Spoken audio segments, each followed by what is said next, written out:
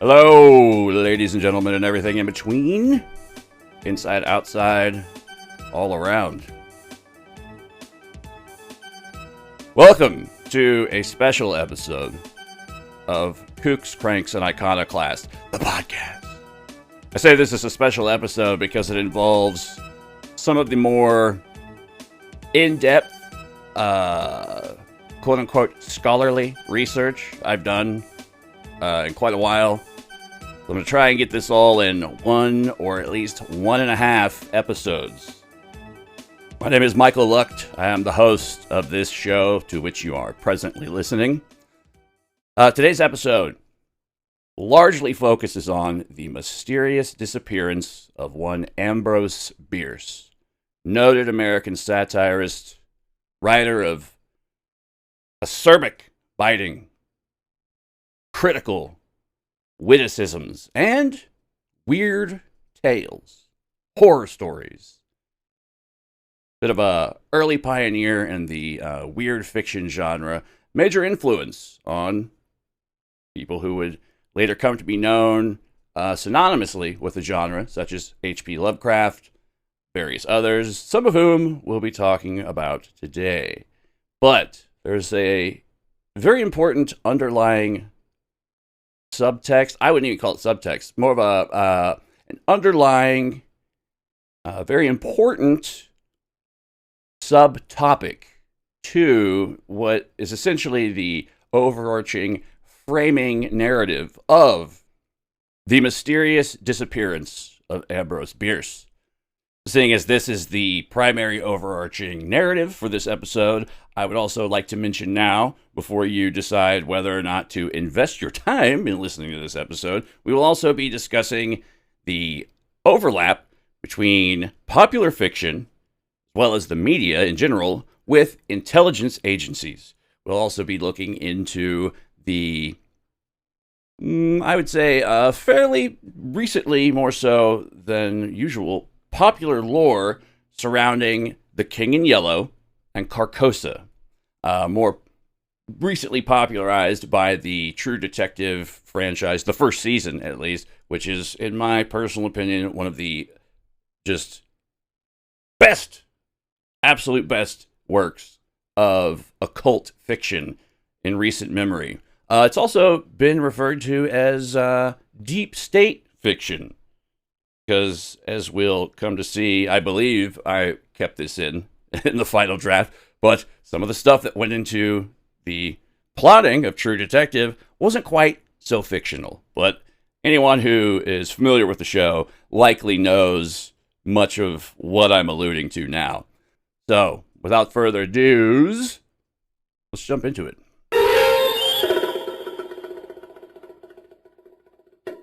Today we're chasing a ghost.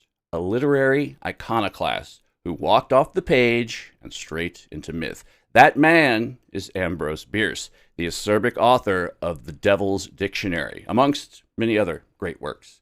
A Civil War veteran who vanished without a trace amidst the Mexican Revolution of 1913. For over a century, his disappearance has been one of America's greatest literary mysteries. But what if his end wasn't as simple a case as being caught in the crossfire of war, of revolution?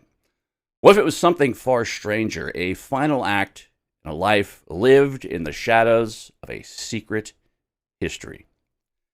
To guide us through this labyrinth, we are delving into the work of one of my favorite authors and investigators, Mr. Walter Bosley, specifically his book, Secret Missions 3, Destination Carcosa. Don't worry, Walter, in the minuscule off chance you happen to hear this, I paid for the book. I get it. I would love to actually get paid to do this kind of stuff for a living, because freedom. Bosley presents Bierce not just as a writer, but as a player in a hidden game, a man who may have been an intelligence agent. I think we'll clear that up as the episode progresses. One who was potentially exposed to potential classified technologies, as well as a certain esoteric knowledge. His disappearance in this context becomes not an enigmatic ending, but possibly a destination. In the title, folks. Now, I want to delve into this mystery, but not all of the mystery, because I sincerely think that anyone interested should go out and buy and read Bosley's books, as he's put a tremendous amount of work into them, specifically his Empire of the Wheel series, which I'll just try to summarize as tantalizingly as possible without giving everything away. The Empire of the Wheel is a trilogy, along with several other books which could more or less be considered side quests, such as the Secret Mission series, of which Book 3 essentially acts as the primary source for much of the information presented in this episode, although I will also include quite a bit of peripheral information not associated with Bosley's overall interpretation of events, while still trying to save myself some material for some major investigations slated for future episodes and or series. If you're looking for more podcasty goodness which is related to this overall conspiracy, I highly recommend going and checking out my previous episode covering one Henry Delshow and his connections to the airship mystery, which is a major overarching component of this conspiracy. I will say, however, that the primary trilogy delves into what begins as an investigation into a series of what, for all intents and purposes, appears to be a series of ritual murders centered in and around the San Bernardino, California area, occurring approximately around the turn of the century, that, through various twists and turns, ends up connecting to the mysterious airship sightings of 1896 and 1897.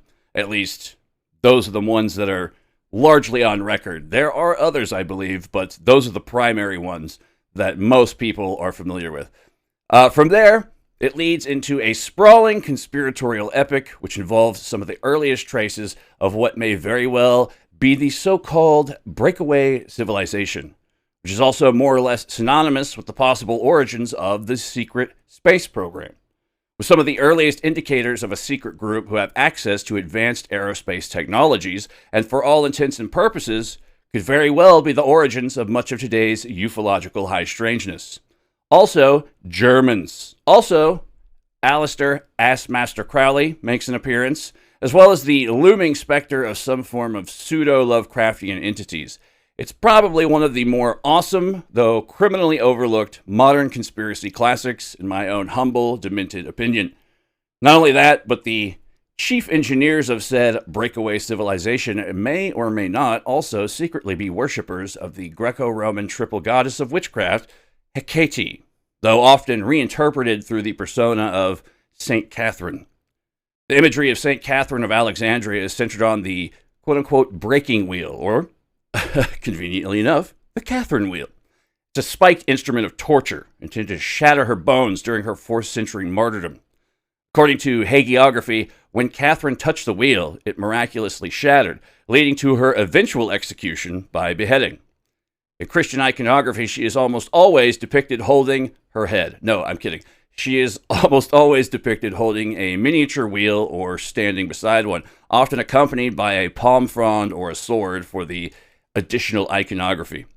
This wheel became a potent symbol of divine intervention over worldly cruelty, but its visual nature, circular, radiating spikes like sunbeams or a spinning celestial body, allowed it to absorb older, more esoteric meanings as it moved through different cultural lenses.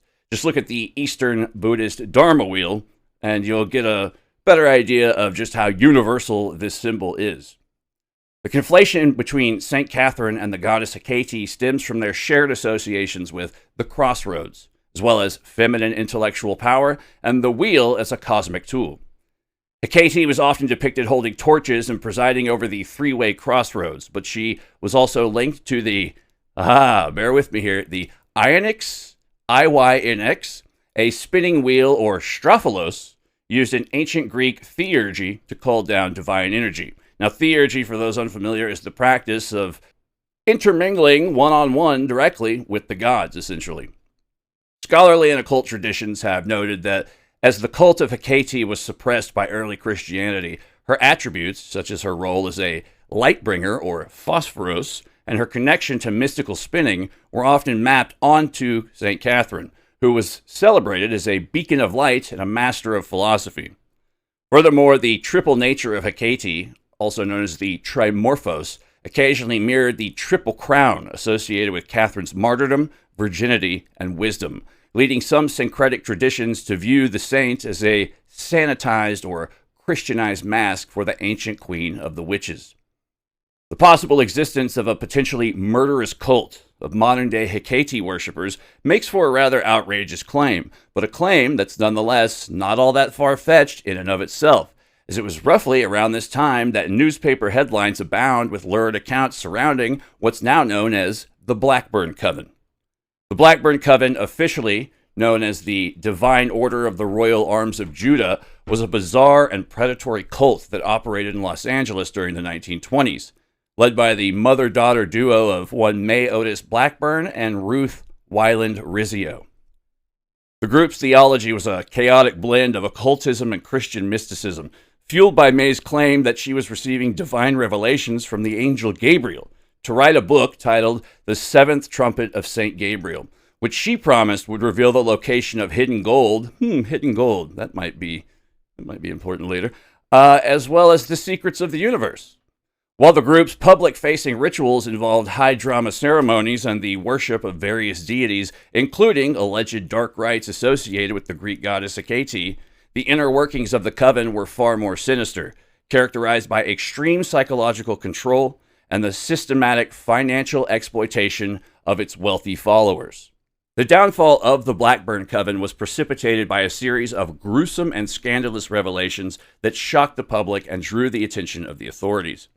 The most disturbing event involved the death of a young member named Willa Rhodes, whose parents were members of the cult. After Willa died under mysterious circumstances, her body was not buried, but was instead preserved in salt and kept beneath the family home for 14 months, supposedly awaiting a quote-unquote divine resurrection promised by May Blackburn. This macabre discovery, combined with reports of quote-unquote purification rituals, gotta watch out for those, that involved sacrificing animals and subjecting followers to physical extremes, led to a high-profile trial in 1929. May Blackburn was eventually charged with grand theft for defrauding a follower named Clifford Dabney out of thousands of dollars, effectively dismantling the cult and exposing the lethal intersection of charismatic delusion and criminal greed. I only include this quick summary to illustrate that some of the claims made by Bosley, as far as his proposed overarching conspiracy goes, aren't all that far-fetched. Much of the public events that were extensively covered by the press at the time simply highlights what aspects of these strange occult incidents were made available to the public, with who knows just how much complex additional information that never makes it into so-called official narratives to which the public has access. So, back to Bierce. Let's first take a quick, and I mean quick, a cursory look at some of Bierce's more popular works and their lasting legacy and influence on the culture at large. Some of the ideas, concepts, and themes that will be introduced here we'll be returning to a little later in the episode. But for now, here's a brief list of some of Ambrose Bierce's most influential works dealing with the strange, mysterious, and supernatural. First up, we've got Can Such Things Be, 1893. This is Bierce's quintessential collection of ghost and horror stories. It includes his most famous tales of the supernatural, such as The Difficulty of Crossing a Field and Charles Ashmore's Trail, as well as the iconic Civil War ghost story, An Occurrence at Owl Creek Bridge. The book is renowned for its cynical, matter-of-fact tone, which makes its supernatural events all the more chilling.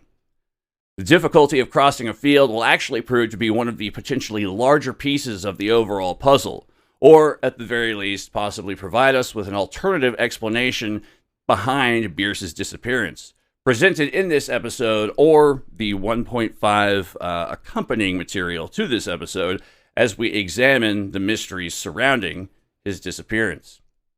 Next up, we've got An Occurrence at Owl Creek Bridge, 1890, perhaps his most famous single work. This short story is a masterpiece of psychological suspense and narrative twists. Spoilers! A Confederate civilian is about to be hanged by Union soldiers. The story meticulously describes his dramatic escape and journey home, only to reveal in the final sentence that the entire escape took place in the instant of his mind/neck snapping at the moment of death.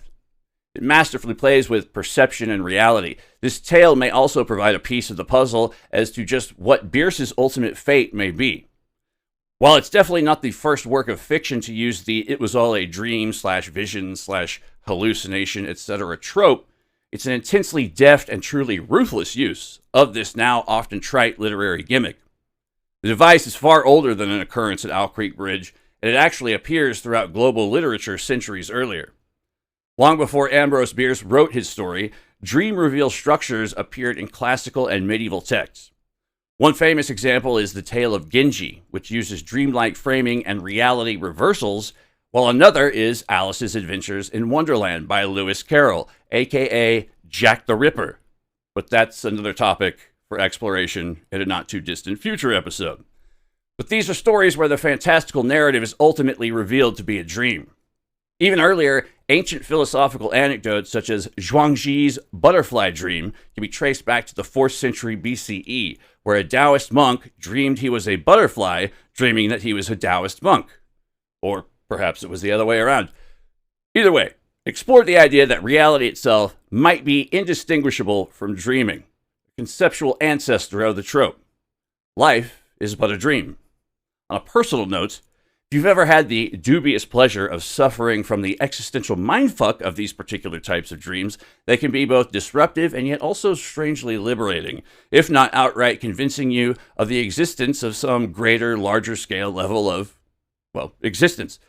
Case in point, I once dreamt that I was a typical loose cannon officer in a far-flung future force of mad science police, tasked with regulating a wide variety of strange yet oddly ubiquitous experiments around the world that involved high-concept sci-fi ideas involving advanced technologies, genetic experiments, and or the warping of physics. Needless to say, my outside-the-box, not-by-the-book, but nonetheless effective results in the field, specifically in this instance, in which I was dealing with a case in which I'd been tasked to hunt down and exterminate clone dinosaurs in a crowded metropolitan area, resulting in a great deal of collateral property damage that ultimately saw me receiving punishment in the form of a prolonged state of suspension, one spent in literal suspended animation, in which I was forced to live out an extended simulation as some schlub nobody with reoccurring drug problems and heart-rending romantic complications, wasting away in a mundane life of endlessly cruel 9-to-5 retail monotony and perpetual wage slavery. Philip K. Dick, eat your heart out. It pretty much fucked me up for a good week. Anyways, what makes Bierce's story historically significant isn't that it invented the device, but how it used it. It's how he used it. Instead of a whimsical or moralizing reveal, he applied the dream twist with ruthless psychological realism. The protagonist's elaborate escape unfolds in vivid detail, only to be exposed in the final line as a dying hallucination occurring the instant before his execution. This stark, almost cinematic manipulation of perception influenced later psychological fiction, modernist narrative tricks, and twist-ending storytelling across literature, film, television, etc. In other words, Bierce didn't originate the trope, he perfected one of its darkest and most technically admired forms.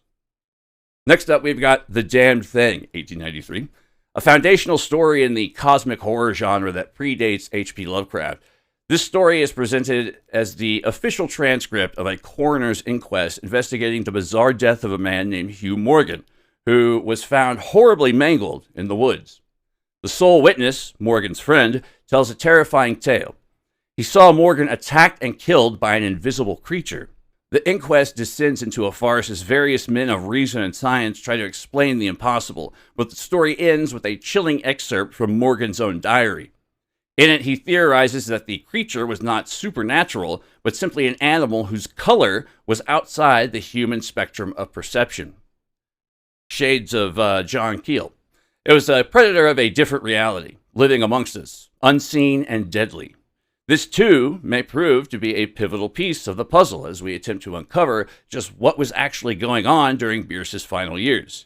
It's pertinent here as it's a story about the terrifying limits of the human senses and the potentially hostile alien nature of the world that surrounds us, what I've basically taken to calling homicidal ontology, for lack of a better or cooler sounding name. Next up, we've got The Middle Toe of the Right Foot, 1890, a classic ghost story with a powerful sense of atmosphere and retribution. A group of men, including a cynical newspaper man, author stand-in possibly, decide to spend the night in a notoriously haunted house where a family was murdered years before. The house is said to be haunted by the vengeful spirit of the youngest victim, who always announces his presence by the sound of his dragging foot. The middle toe of his right foot was shot off by his killer. As the night wears on, the men's bravado and braggadocio crumbles in the face of genuine, terrifying phenomena, culminating in a violent and satisfying act of spectral justice. Next up, we've got The Thing at Nolan, 1891, a strange and melancholic tale that blends science fiction with horror. A reclusive, misanthropic hermit named Nolan dies in his isolated cabin. When neighbors enter, they find the place in disarray, and, most disturbingly, Nolan's body is covered in strange, geometric wounds that look as if they were inflicted by some kind of tool or instrument. The story explores themes of alienation and the fear of the unknown, suggesting that Nolan may have been experimenting with forces beyond his comprehension or had contact with an intelligence utterly alien to our own. Yet again, another thematic element that may potentially provide us with some greater insight as we delve deeper into this particular mystery. Next up, we've got Tales of Soldiers and Civilians, later republished as In the Midst of Life, 1891. While not strictly a supernatural collection, this book is essential to understanding Bierce's worldview and is the source of An Occurrence at Owl Creek Bridge. The stories are brutal, unflinching, and often darkly humorous, looking primarily at the Civil War. They're filled with ghosts, but the ghosts are psychological, the trauma, the absurdity, and the sheer horror of war that haunts the survivors. The collection establishes Bierce's signature themes of the indifference of the universe and the fragile nature of reality under extreme duress. Finally, we've got the work that essentially introduced me to Bierce, The Devil's Dictionary. Originally published in 1906 under the title The Cynic's Word Book, it was later retitled and expanded as The Devil's Dictionary in 1911. The content originated from various satirical columns published in magazines and newspapers starting in 1881 and expanded over a period of roughly 30 years. Critics have said that The Devil's Dictionary is, quote, probably the most brilliant work of satire written in America, and maybe one of the greatest in all of world literature, unquote. Some of the more notable definitions within the work include cynic, noun, a blackguard whose faulty vision sees things as they are, not as they ought to be. Hence the custom among the Scythians of plucking out a cynic's eyes to improve his vision. Then you've got egotist, noun, a person of low taste, more interested in himself than in me. Or love, noun, a temporary insanity curable by marriage. Oh, I could see plenty of Catskills comedians being influenced by this guy as well. Some of his entries on religion and or spiritual concepts are perhaps the most telling in regards to his personal views and outlook on the world, such as faith, noun, belief without evidence in what is told by one who speaks without knowledge of things without parallel. Or pray, verb, to ask that the laws of the universe be annulled on behalf of a single petitioner confessedly unworthy. Or saint, noun, a dead sinner revised and edited. Miracle, noun, an event described by those to whom it was told by men who did not see it. Revelation, noun, a famous book in which St. John the Divine concealed all that he knew. The revealing is done by the commentators who know nothing. Prophecy, noun, the art and practice of selling one's credibility for future delivery. Or if you want to get into some of the more, let's say, transmundane subjects, then there's these entries. Ghost, noun, the outward and visible sign of an inward fear. Witch, noun, 1. An ugly and repulsive old woman in a wicked league with the devil. 2. A beautiful and attractive young woman in wickedness a league beyond the devil. And perhaps one of my personal favorites, which, although I know full well to be intended as satire, might actually speak volumes beyond what Bierce may have originally intended. Freemasons, noun, an order with secret rites, grotesque ceremonies, and fantastic costumes, which, originating in the reign of Charles II, has been joined successively by the dead of past centuries in unbroken retrogression until now it embraces all the generations of man, and is drumming up distinguished recruits among the pre-creational inhabitants of chaos and formless void. Boom! Mic drop, especially for the day and age that it was written. Bierce also has some rather strange, very deep, and very weird labyrinthian literary connections to the pseudo-Lovecraftian lore of The King in Yellow, along with the legendary lost realm of Carcosa, all of which are concepts that were ultimately introduced to much wider audiences via their inclusion into the overarching mythos of what is undoubtedly one of the greatest contemporary examples of occult fiction, one that also incorporates more than just a few not quite so fictional concepts as well in recent media and memory, via the show True Detective. The Yellow King and Carcosa are just two of the ideas which we'll most definitely be exploring more in depth as the episode progresses, as well as the deity known as Hastur, a so-called god of shepherds, later incorporated into the extended Lovecraftian Cthulhu mythos.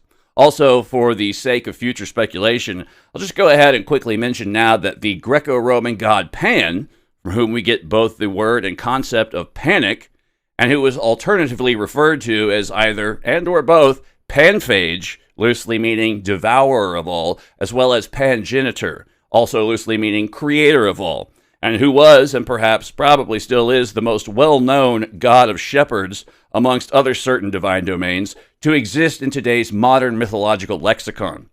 Make of this what you will. But for now, to put things as simply as I possibly can, let's just start with this, and we'll take it from there.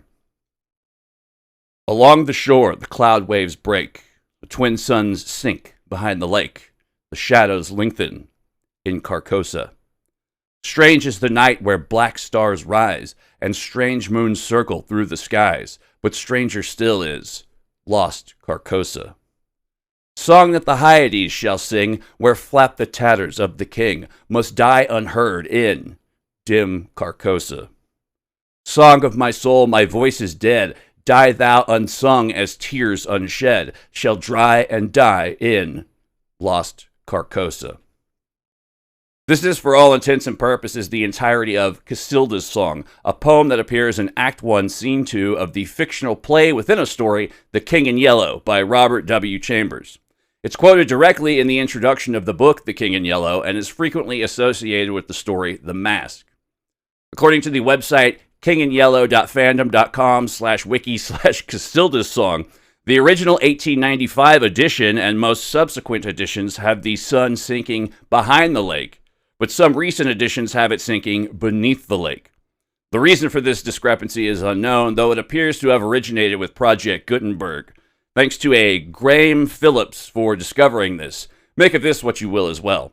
Any wheezy, beyond me just being pedantic and hyper-detailed, however, there is one bit of info from this poem that I think makes a bit of strange tangential sense that ought to be included in this overall train of thought, and it involves the star cluster, the Hyades. In astronomical terms, Aldebaran and the Hyades star cluster are neighbors only by a trick of perspective.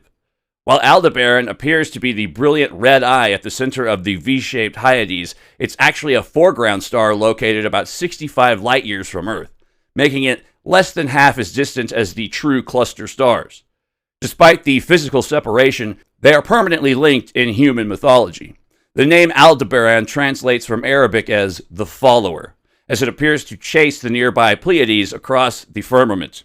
In Western occultism and the weird fiction tradition of Robert W. Chambers, the Hyades are often portrayed as a gateway to the lost city of Carcosa, a place where the proximity of these stars to the black stars of the mythos signifies a thinning of the veil between our world and an alien, often maddening reality. In the realm of modern fringe theories and quote-unquote Nazi UFO lore, Aldebaran takes on a more sinister and pseudo-scientific significance. Say that 3 times fast. Proponents of these conspiracy theories, such as those surrounding the Vril Society, claim that during the early 20th century, German psychics, most notably Maria Orsic, received telepathic transmissions from an advanced Aryan civilization inhabiting a planet orbiting Aldebaran.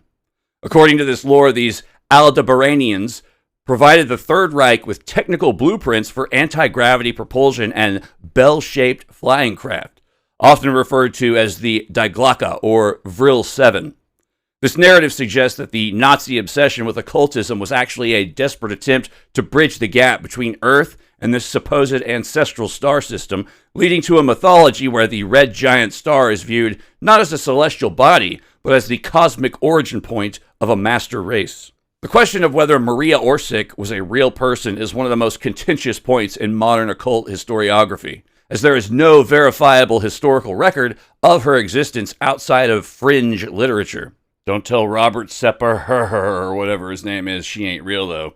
To date, no birth certificates, death records, photographs with verified provenance, or contemporary Nazi Party documents mention her name. While proponents of the legend claim she was a stunningly beautiful medium, in the psychic sense, from Zagreb, who founded the Vril Society, aka the Alldeutsche Gesellschaft für Metaphysik, she effectively, quote-unquote, appeared in the public consciousness only in the late 20th century through the writings of authors like Bergier and Pauwels, who wrote Morning of the Magicians, and later Jan van Helsing, the pseudonym of one Jan Udo Holy. The consensus among serious historians is that Maria Orsic is a pseudo-historical or mythological creation rather than a flesh-and-blood figure. The narrative surrounding her, that she channeled technical blueprints from the star Aldebaran and vanished in 1945 via a secret spacecraft, serves as a core component for the quote-unquote Nazi mystery genre, which blends real-world historical figures like Rudolf Hess with entirely fabricated occultists. While she has become a cult icon in modern sci-fi and neo-pagan circles, her quote-unquote biography lacks any of the primary source documentation required to prove that she ever lived, suggesting she is a literary device used to personify the intersection of 1920s German spiritualism and high-tech conspiracy theories.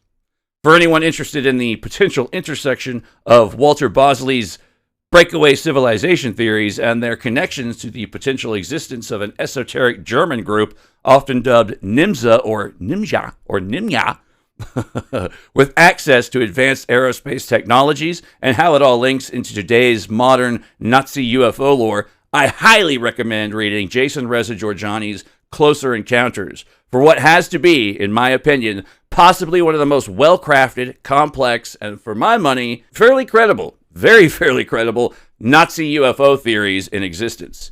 Now, while the existence of figures such as Maria Orsic remain, at best, highly dubious, one of the major points I often try to stress throughout this show is that it doesn't matter whether or not you believe something to be true. The fact remains that there are people out there who do believe certain things and are oftentimes more than willing to act upon said beliefs. It's one of the main reasons why religious people absolutely scare the shit out of me. Anywho, moving on. The weird fiction mythology linking Carcosa, Hastur, and the King in Yellow originates with Ambrose Bierce, whose 1886 short story, An Inhabitant of Carcosa, introduced the haunting idea of a ruined ancient city glimpsed through a dreamlike post-mortem perspective. In an unrelated tale, he also uses the name Hastur, though only as a pastoral deity.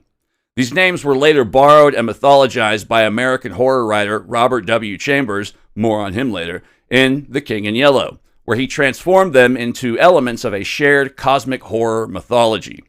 Carcosa became a decadent alien city, Hastur an ominous supernatural force, and the titular King in Yellow a reality-warping figure revealed through a forbidden play. Chambers never explicitly credited Bierce within the stories, but his borrowing is widely recognized by scholars as deliberate literary intertextuality, essentially an early example of shared universe building and myth-making. This mythic chain, however, did not stop with Chambers. His imagery and invented lore were later absorbed into the expanding cosmic horror tradition shaped by H.P. Lovecraft and his circle, who folded Hastur, Carcosa, and the Yellow mythos into what became known as the Cthulhu mythos, though Lovecraft himself used them sparingly. As a result, Bierce, who never intended to found a mythology, became retroactively positioned as the original source of one of weird fiction's most enduring symbolic clusters and or memetic complexes. Quick additional side note, in much the same fashion that the Cthulhu mythos has been taken and appropriated by actual real-life occultists who incorporate and use it in their ritual workings, the same has been done for much of the Yellow mythos. In fact, I believe there's a group in Sweden, and a practicing occult group, that very much utilizes the Yellow mythos in their occult works. While there is no surviving record of Bierce Commenting on the matter, he almost certainly knew of Chambers using his ideas as they first appeared in works he'd published in 1886, while The King in Yellow was first published in 1895, just a few years after Bierce's original stories, and it became an immediate literary sensation. Given Bierce's role as a sharp-eyed critic and prominent journalist, it's highly unlikely he missed a bestseller that explicitly repurposed his unique inventions like Carcosa, Hastur, and to a somewhat lesser extent, Holly, or the Lake of Holly. Though the two authors never publicly discussed the quote-unquote borrowing, Chambers' success helped cement Bierce's mythology in the public consciousness long before Bierce's mysterious disappearance in 1913.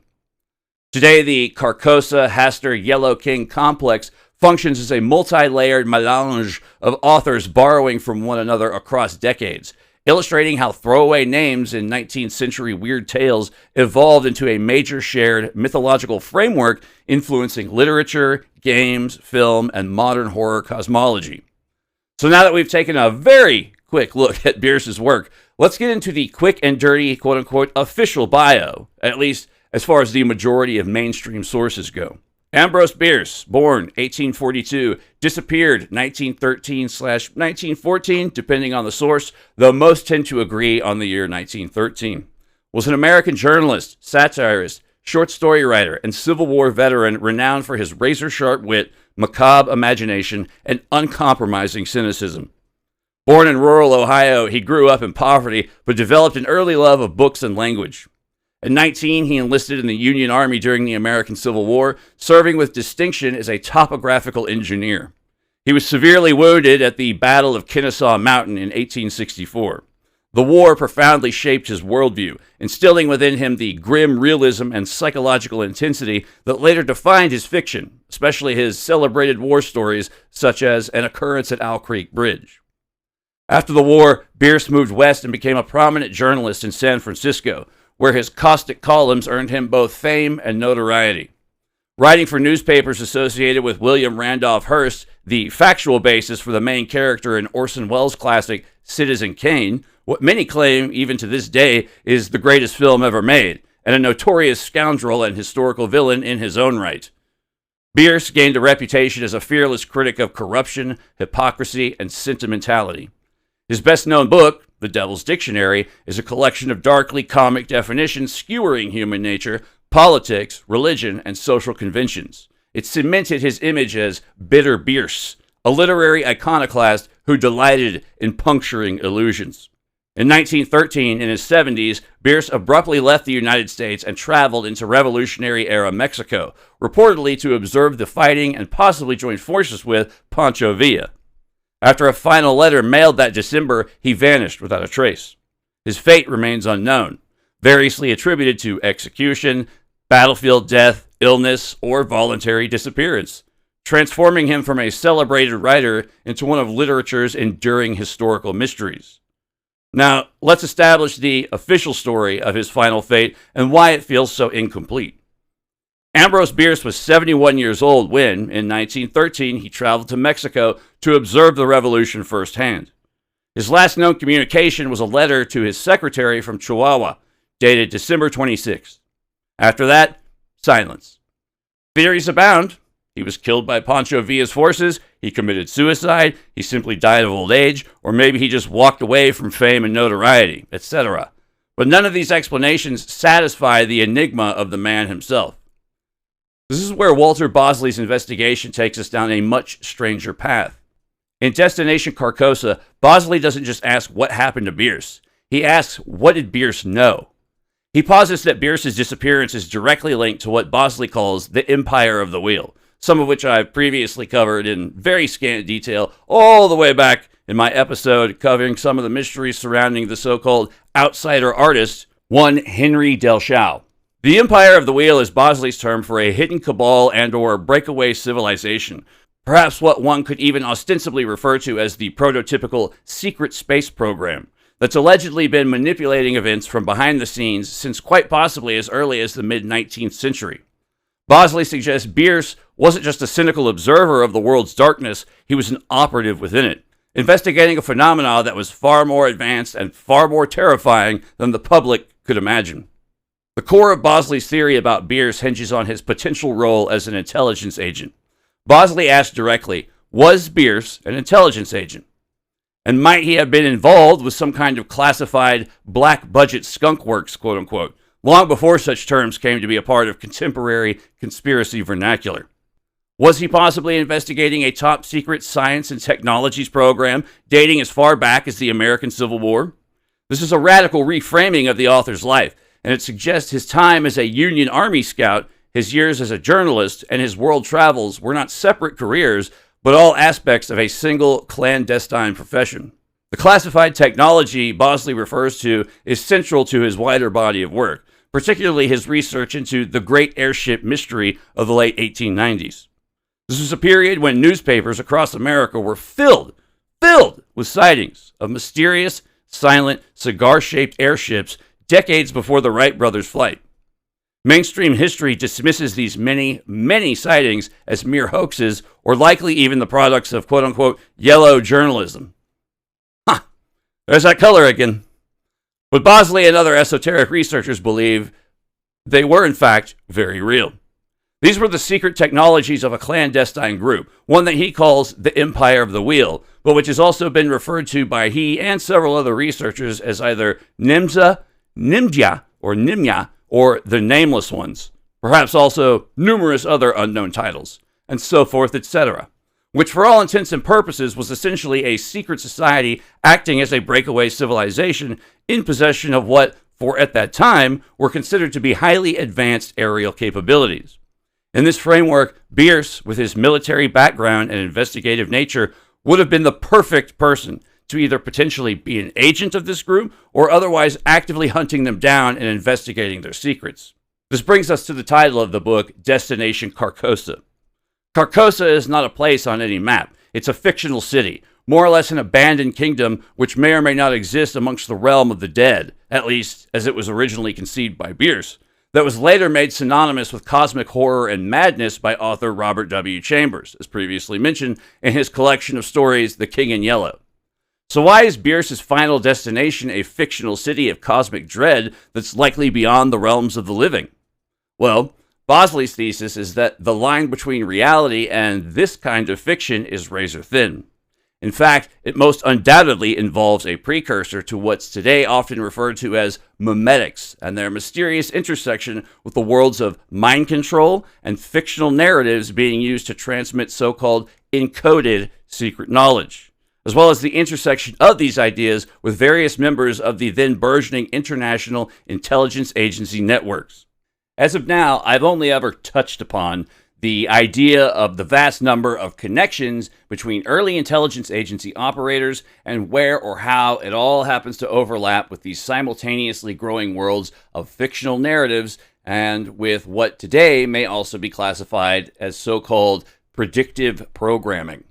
Once again, yet another topic I intend to explore in far more depth and detail in future episodes. Needless to say, infamous X-Files arch-conspirator, as well as Pulp Fiction writer C.S.M. Spender, aka the cigarette-smoking man, was basically a composite character of various figures which resided within the intersection of these murky twilight realms of fiction and intelligence operatives. Yet another example of how so much of our hidden history essentially exists right out in the open, potentially encoded as so-called fiction, quote-unquote. But for now, let's just say that this is a vast, rich tradition which dates far back to before the inception of such modern-day intelligence agencies like MI5, MI6, or the CIA. And it includes such illustrious literary figures ranging all the way back to the 16th century with individuals like Christopher Marlowe, author of Dr. Faustus, or Daniel Defoe, author of Robinson Crusoe, James Fenimore Cooper, author of Last of the Mohicans, John Buchan, author of The 39 Steps, Green Mantle, etc., various spy thrillers, and of course Ian Fleming and the James Bond novels. And these are just the men that primarily wrote spy fiction, exploratory adventures, and/or wartime and espionage thrillers. I could just as easily rant till I'm out of breath about the covert socio-cultural influences and significance of Marlowe's Dr. Faustus and his connections to Elizabethan intelligence operative / occultist John Dee.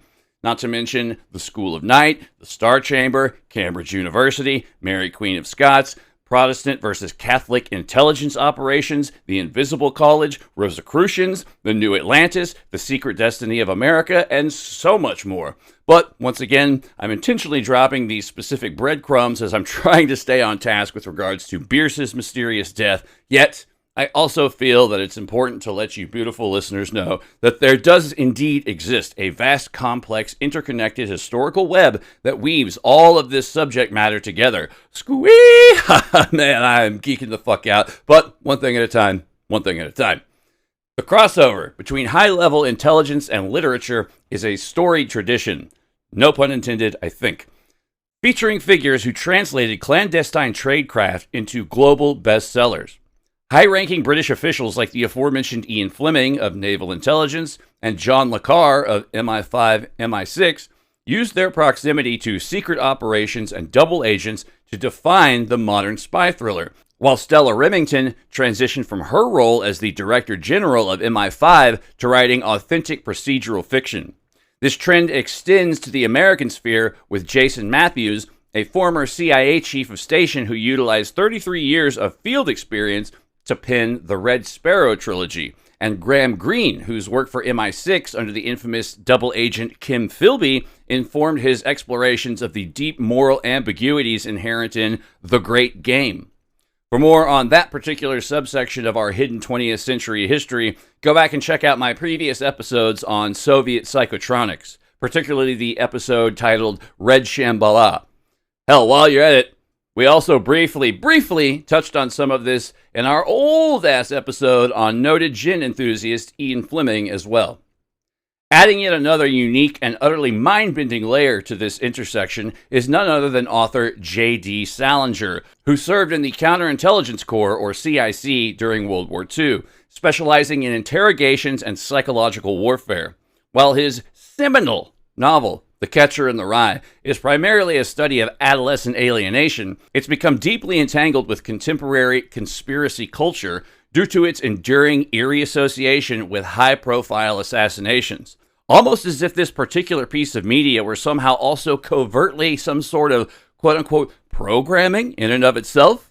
However, that would just be a rather ridiculous and or overextended conclusion to draw, wouldn't it? Wouldn't it? The book's presence in the hands of figures like Mark David Chapman, who killed John Lennon, and John Hinckley Jr., who attempted to assassinate Ronald Reagan, though I find his personal ties to the Bush dynasty highly compelling as well, as far as much more likely a motive behind his attempted assassination. Sorry, Jodie Foster. But their connections to this book fueled theories regarding MK and quote-unquote sleeper agent triggers. This history has transformed Salinger's work from a literary masterpiece into a central artifact in discussions about government mind control and coded messages in popular media. And this isn't even the tip of the iceberg. Once you start getting into the various intelligence operatives that also happen to be one and the same as various literary figures behind numerous horror and or, perhaps far more intriguingly, occult-themed psychological thrillers, shit gets even weirder. The intersection of Western intelligence with occult-themed quote-unquote fictions reveals a shared obsession with the power of secrets, psychological manipulation, and the unseen forces that govern human behavior. This crossover was pioneered by British figures like Aleister Assmaster Crowley, who leveraged his infamous Great Beast persona as a cover for monitoring German sympathizers for British intelligence. And Dennis Wheatley, a high-ranking member of the World War II Joint Planning Staff, who utilized his expertise in strategic deception to later pen black magic thrillers that mirrored real-world clandestine tradecraft. These men established the blueprint for the secret agent occultist, where the line between psychological warfare and ritual magic becomes blurred, suggesting that controlling a population's belief system is the ultimate form of intelligence work. For an absolutely mind-bending modern-day example, check out the Laundry series by Charles Stross, who admittedly doesn't quite have an intelligence background. However, his lifelong work in computer programming does provide for some rather novel and, in my opinion, mind-boggling reinterpretations of Lovecraftian entities, such as the horrors lurking in the depths of the Mandelbrot fractal set, for example. In the American sphere, this tradition evolved through operatives who specialized in the clinical application of fear. William Peter Blatty, a veteran of the U.S. Air Force Psychological Warfare Division, utilized his background in strategic influence to write The Exorcist, a work that treats demonic possession with the procedural intensity of an interrogation. Not only that, but just briefly consider the overall wide-reaching social influence which the film version of this particular work had on culture as a whole. This specific little nugget of data pertains quite nicely to some of my own overarching ideas and theories regarding satanic psyops during the Cold War and beyond to QAnon. Yet again, another topic for future episodes and further in-depth investigation. Similarly, Thomas Harris maintained such a deep, collaborative relationship with the FBI's behavioral science unit that his depictions of Hannibal Lecter mirror the quote-unquote refined monster trope of Crowley and Wheatley, simply reimagined through the lens of modern criminal intelligence. The current bridge into contemporary deep state occultism is perhaps best represented by one of my favorite authors, Peter Levenda. Also one of my favorite occult scholars and researchers, an intelligence historian and alleged operative, though some of his more recent work and associations with the To the Stars Academy, as well as the so-called disclosure movement, is actually a rather well-known matter of public record. However, his works on Nazi rat lines, not to mention Nazi occultism and its eventual filtration through Project Paperclip into MKUltra and beyond, has put him in direct contact with the Chilean intelligence apparatus, amongst other potential, though likely quite tenuously interconnected groups. If his intimate knowledge of the inner ritual workings of occult societies like the OTO, for one, is anything to go by, he has a rather extensive knowledge of wandering bishops connected to various intelligence agencies and or historical events, and the Simon Necronomicon directly links the Western intelligence apparatus to esoteric traditions as well as the previously mentioned wandering bishops. However, Levenda to this day maintains a strangely coy distance from anything even remotely resembling admittance to any sort of involvement in its creation, at least last I checked anyways. However, the Simon Necronomicon is yet another work that tries very hard to legitimize the occult pedigree of Lovecraft's creations and fictional work. But together, these authors demonstrate that the tools of the intelligence operative, deception, psychological breakdown, and the management of quote-unquote forbidden information are the exact same tools used to construct the most enduring works of occult and horror fiction. The world of science fiction isn't exempt from this particular infiltration and or cross-pollination with the intelligence networks either. Perhaps one of the far more pertinent examples of influential authors amongst this intelligence milieu includes a man single-handedly considered to be one of, if not the, potential primary architects of the New World Order. That man was none other than the original English sci-fi mastermind H.G. Wells, who was arguably single-handedly responsible for popularizing the term New World Order via his 1940 book of the same name.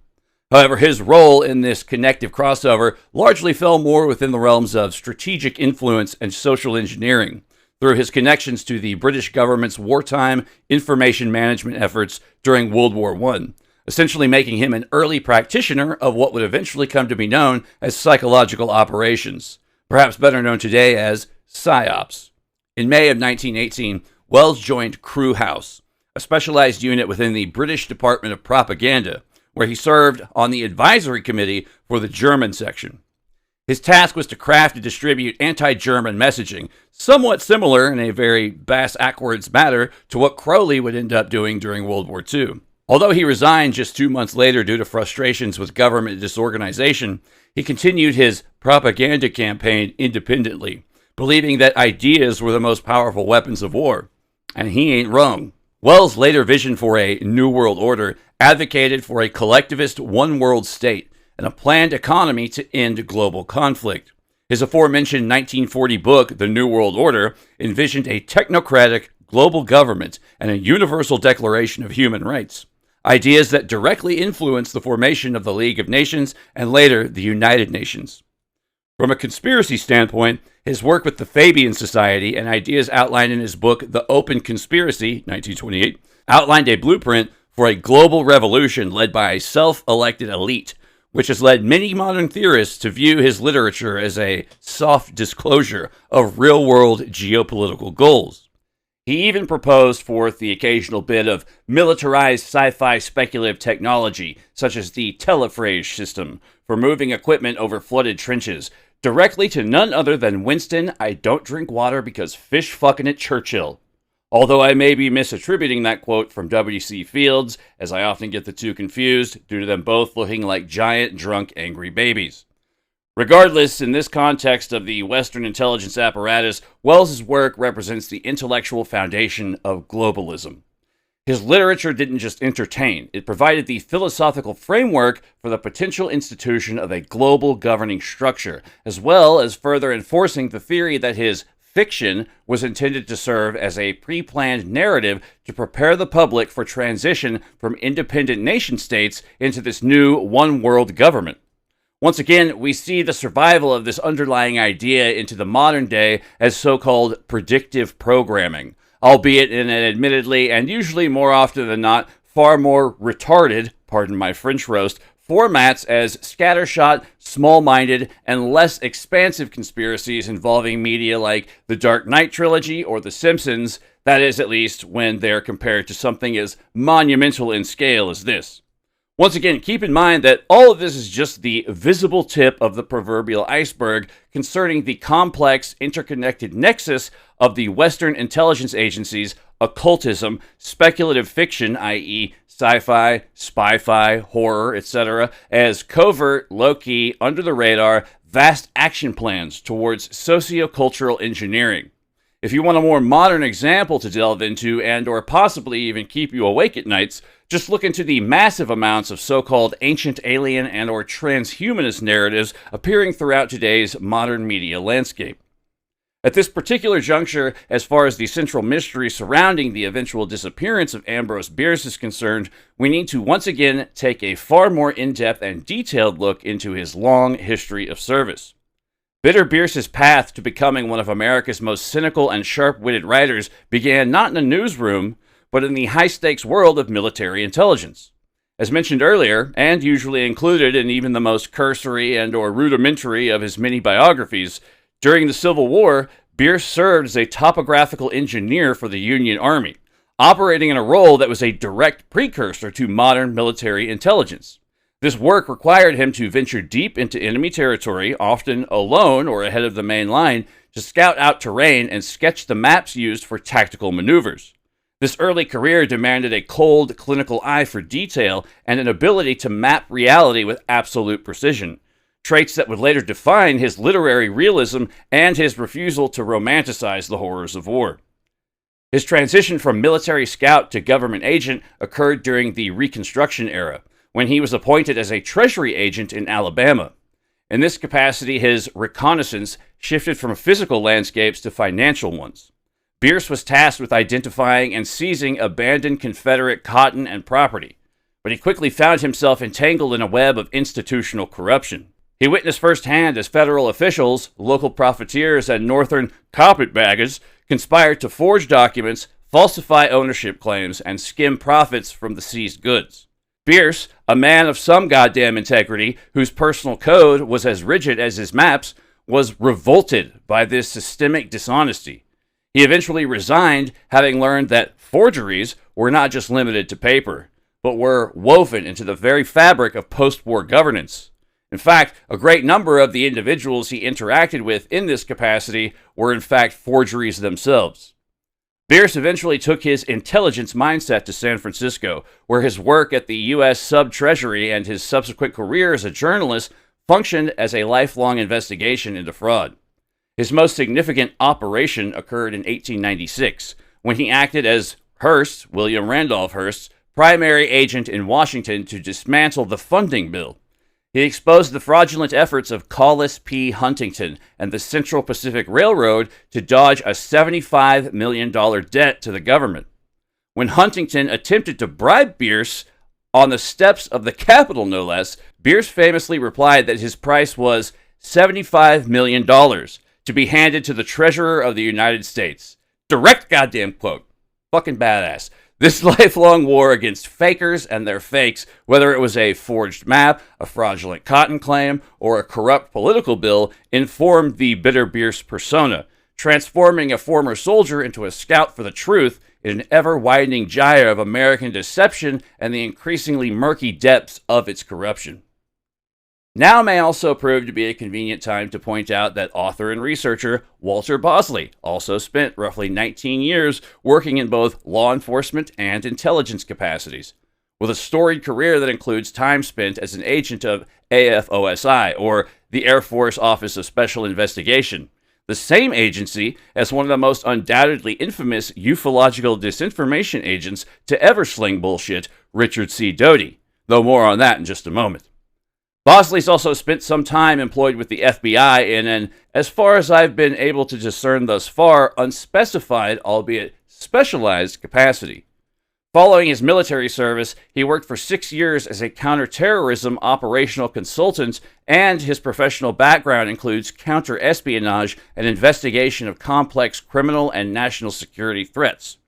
Now, while Doty was an AFOSI agent in the late 1970s and 80s who admitted to conducting disinformation operations against civilian UFO researchers, most notably one Paul Benowitz, whom Doty effectively sent to the booby hatch due to his meddling to protect classified military projects, Bosley has often openly discussed the Doty era in interviews and in his books, such as Empire of the Wheel, where he analyzes how intelligence agencies have utilized occult or quote-unquote extraordinary narratives as cover for terrestrial operations. Listeners, please let that sink in. Intelligence agencies have utilized occult or extraordinary narratives as cover for terrestrial operations. This is very odd phrasing. The idea and concept alone is very important, but that phrasing, worth noting. Much like Ambrose Bierce, Bosley has transitioned his reconnaissance skills into writing. He now runs Lost Continent Library, a small press where he writes pulp and nonfiction that treats historical mysteries, secret societies, and ideas like the breakaway civilization theory through the lens of a professional investigator. In fact, I believe he received quite a bit of assistance writing his Empire of the Wheel series from noted Professor Emeritus Historian of Parapolitics and Secret Societies, Dr. Richard B. Spence, author of the book covering much of Crowley's espionage work, Secret Agent 666, Allies to Crowley, British Intelligence, and the Occult, published by who else but Farrell House in 2008. He's also the guiding force, professor, and lecturer behind the great courses /Wondrium titled The Real History of Secret Societies, and has been yet another invaluable researcher behind much of the work I do on this podcast. As a historian specializing in the shadow history of the 20th century, Dr. Spence presents his findings as a documented look at the various blurred boundaries between occult circles and geopolitics. While highly regarded for his archival research into the World War I period, some critics note that certain connections to major historical events remain speculative due to the apparent scrubbing of official records. I only mention all of this now to both maintain a level of transparency as well as further illustrate the murky intersections of writers, academics, occultists, and military intelligence operatives and experts. Before returning back to Bosley's thesis on the secret missions of Ambrose Bierce and how they may or may not have directly played a part in his mysterious disappearance, there's just one more horror writer with an extensive and intensely intriguing background in military intelligence, geopolitics, propaganda, and the occult that we quickly need to examine. And luckily, it's a name we've already briefly explored above. Popular horror writer Robert W. Chambers, author of none other than The King in Yellow, a collection of short stories essentially revolving around a play that's infamous for driving people insane. It should also be noted here that concepts such as the forbidden knowledge trope closely aligns with ideas in both occultism as well as psychological operations, i.e. the weaponization of ideas and information. Oh yes, early shades of Catcher in the Rye perhaps, as seen several decades before J.D. Salinger's time spent in psychological operations during World War II. While he's often categorized as a Gilded Age romanticist, Chambers' 1895 masterpiece, The King in Yellow, serves as a foundational text for what can only be described as literary psychological warfare. Chambers created a mythology that doesn't just tell a story. It describes a memetic infection, or a self-replicating cognitohazard, concepts that would later become cornerstones of modern intelligence and information warfare operations. However, before delving too much deeper into more of the conceptual foundations of such practices, it's probably a good idea to quickly summarize what the stories in The King in Yellow are actually about, as well as how they're interconnected by the overarching premise of the work and the work within the work, the play that's also called The King in Yellow. Nothing confusing about that. Not to mention how exactly Chambers, quote-unquote, borrowed and repurposed the names, ideas, concepts, etc. originally created by Ambrose Bierce. The King in Yellow by Robert W. Chambers is a loosely linked collection whose first 4 stories form one of weird fiction's earliest shared mythologies. Their connective tissue is a forbidden play, also titled The King in Yellow, whose second act supposedly drives readers mad. Across these tales, references recur to Carcosa, Hastur, the Yellow Sign, and a mysterious masked monarch, suggesting fragments of a single cosmic horror narrative intruding into otherwise ordinary reality.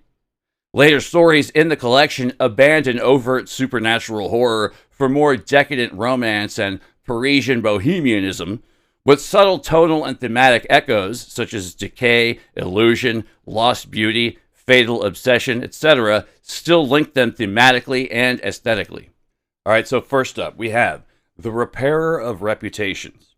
Set in a futuristic 1920s America, the story follows Hildred Castaigne, a mentally unstable aristocrat who believes he is destined to inherit the imperial throne of the United States. He conspires with the sinister Mr. Wilde, proprietor of a shop dealing in reputations, poisons, and trained assassins. As Hildred narrates his grand political destiny, it becomes increasingly clear he has read the forbidden play and descended into delusion. The tale ends ambiguously, revealing that his elaborate imperial plot exists only in his fractured psyche, implying the play has shattered his sanity and replaced reality with a paranoid fantasy. Hey, shut that fucking dog up, man! I'm not gonna tell you again! Out of all the stories which make up The King in Yellow, this one in particular is perhaps the most telling, and we'll be returning to it momentarily. Next up we have The Mask. This quieter, symbolist tale centers on sculptor Boris Yvain, who discovers a chemical solution capable of turning living beings into flawless marble statues. His friend Genevieve becomes entangled in his experiments, leading to emotional tension involving love, jealousy, and artistic obsession. Though largely realistic, the story carries a dreamlike atmosphere of suspended life and aestheticized death. Unlike the first tale, madness is not explicit. Instead, the supernatural element suggests art itself as a transformative, possibly fatal force. Art as a form of occultism, if you will. Read some Alan Moore comics for more on this idea, Promethea being an excellent place to start. And end, really. From Hell, the comic book, not the shitty Johnny Depp Hollywood adaptation, is by far one of the most insightful fictional portrayals of the Jack the Ripper murders ever written/drawn, etc. Next up, we've got In the Court of the Dragon. A church organist becomes convinced that a sinister church warden is actually a supernatural agent pursuing him for having read the forbidden play. He flees through shadowy streets, pursued by an unseen horror associated with The King in Yellow. The narrative is intensely subjective, and the reader cannot tell whether the threat is real or a hallucination born from guilt and paranoia. The story ends with the narrator cornered in a cathedral as the organ thunders, implying his inevitable doom. Doom! Then there's the Yellow Sign. Artist Jack Scott and his model Tessie encounter a graveyard watchman whose corpse-like appearance terrifies them. Scott possesses a strange talisman known as the Yellow Sign and reads the cursed play. Soon, nightmares, decay, and dread infiltrate their lives. The watchman turns out to be a walking corpse sent to retrieve the sign. By the end, both Scott and Tessie are found dead, their fate seemingly sealed by their contact with the symbol and the text. This story most fully integrates the mythology. the play, the sign, the undead messenger, and the inevitability of doom. Doom! Inevitable doom! Then you have the Demoiselle d'Ys, or d'Ys? It's D''Y''S. Your guess is as good as mine. Never heard it said out loud. Here, a romantic historical fantasy replaces horror. An American traveler in Brittany meets a mysterious noblewoman who seems to live in the past. He falls in love, only to awaken and discover he may have dreamed the encounter centuries too late. The tale explores the idea of time slips, longing, and vanished worlds, motifs that echo earlier stories' themes of unstable reality and seductive illusion, though without explicit reference to the yellow mythos. Then you've got The Prophet's Paradise. This is a cycle of poetic prose poems describing lovers wandering through dreamlike, symbolist landscapes. The plot is minimal, instead focusing on mood, sensuality, and allegorical imagery. The piece acts almost like a tonal interlude, reinforcing Chambers' fascination with dream states and an idealized unreality. Then you have The Street of the Four Winds. Set amongst a group of Parisian artists, the story follows the lives of bohemian painters, their love affairs, and fancy pantaloons' aesthetic rivalries. It's grounded in realism but shares thematic DNA with earlier tales, such as art as an obsession, beauty as peril, and emotion as a destabilizing force. No shit. No overt supernatural elements appear. Next, you've got The Street of the First Shell. Another tale in a Parisian setting, this narrative centers on an artist's romantic fixation and the fragile boundaries between admiration and delusion. The psychological intensity recalls the madness of the earlier horror stories, though here it remains within strictly human, not cosmic limits. After that, you've got The Street of Our Lady of the Fields. This is a gentle, nostalgic story that portrays expatriate artists in Paris navigating poverty, ambition, and affection. It emphasizes memory, youth, and lost time, subtly mirroring the collection's recurring sense that reality is fleeting and easily transformed by perception. Next up, you've got Rue Barrée. The final story is a tragic romance about devotion and sacrifice between two lovers. Its tone is earnest rather than uncanny, but its closing emotional fatalism resonates with doom-laden endings of the earlier tales.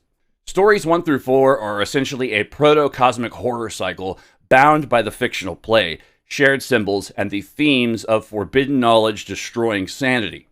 These laid the groundwork for later shared mythos fictional traditions. Stories 5 through 10 are more akin to impressionistic romances and artistic sketches that abandon the explicit mythology but retain motifs of dream versus reality, fatal beauty, and psychological fragility.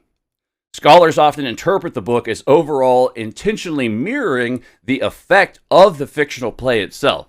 The reader begins in a relatively coherent reality, gradually enters dreamlike territory, and then ends in an altered aesthetic state. In that sense, the structure of the collection is its final hidden link. The experience of reading it imitates the destabilizing influence that the stories warn about. Now, for the specific purposes of our investigations, it's perhaps worth noting some of the specific tropes chosen by Chambers to intentionally display the more dystopian aspects of the world in which these stories take place. In the opening story of this 1895 collection, The Repairer of Reputations, the author constructs a speculative dystopian 1920s New York City that serves as a chilling departure from the reality of the Gilded Age. This future is a hyper-militarized and socially stratified society where the United States has ostensibly resolved its labor and economic strife through authoritarian control. So essentially, it could just as easily be 4 to 5 years from now. The city is defined by the rise of a new aristocratic class and the establishment of an imperial dynasty of America, suggesting that the democratic experiment has been quietly replaced by a monarchy or a totalitarian structure. This setting is reinforced by the presence of a national police force and the exclusion of foreign influences, creating an atmosphere of xenophobic isolationism and rigid order. Man, a lot of bells ringing there. Some researchers have suggested that Chambers may have based his potential future on possible quote-unquote insider knowledge he may have possessed due to his own interactions and work with certain circles, but more on that later. Perhaps the most disturbing hallmark of this futuristic setting, depending on one's moral stance on the issue, is the government's legalization of assisted suicide through the inauguration of public lethal chambers, quote unquote. These structures, the first of which is opened in Washington Square, are depicted as civic improvements, elegant state-run facilities designed to allow citizens to end their lives with dignity and efficiency. This normalization of death reflects a society that has become detached and nihilistic, likely due to the psychological contagion of the banned play, The King in Yellow.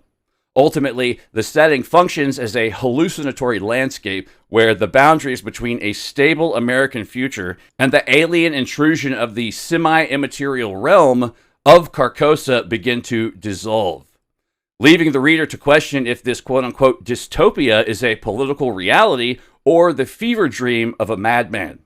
I'd say today's political landscape may be a little from column A, a little from column B, but hey, that's just me. Contemporary politics make me want to take one massive, weaponized, apocalyptic shit. Moving on. Chambers' depiction of the Imperial Dynasty of America, a fictional, fascist-leaning future U.S. government in the first story of the collection, The Repair of Reputations, is particularly chilling to modern theorists. Some researchers suggest Chambers was part of an elite New York social circle that had access to early discussions about eugenics and social engineering, themes that he quote-unquote leaked into his fiction as a form of soft disclosure. Despite these more modernized military intelligence operations cognizant interpretations of Chambers' work, it's still quite clear that he didn't just write horror. He mapped the vulnerabilities of the human psyche into or onto specialized information. He understood that if you can control the symbols a person sees, you can control their internal reality. This is the yellow sign in its purest form, the ultimate psyop. The transition of cosmic horror concepts from Ambrose Bierce to Robert W. Chambers represents a fascinating literary handoff that mirrors the way intelligence assets are repurposed for new operations. In his original short stories, such as An Inhabitant of Carcosa and Haita the Shepherd, Bierce introduced Carcosa, Hastur, and Holly as melancholic, distant, and somewhat grounded mythological elements. For Bierce, Carcosa was a ruined ancient city viewed by a traveler through the lens of memory and decay, while Hastur was originally a benevolent god of shepherds. These names functioned as topographical markers for a lost psychological landscape, the remnants of a scout's vision where the primary horror was the passage of time and the erasure of identity. Robert W. Chambers took these intelligence fragments and dramatically reframed them into the foundation of a contagious mythology.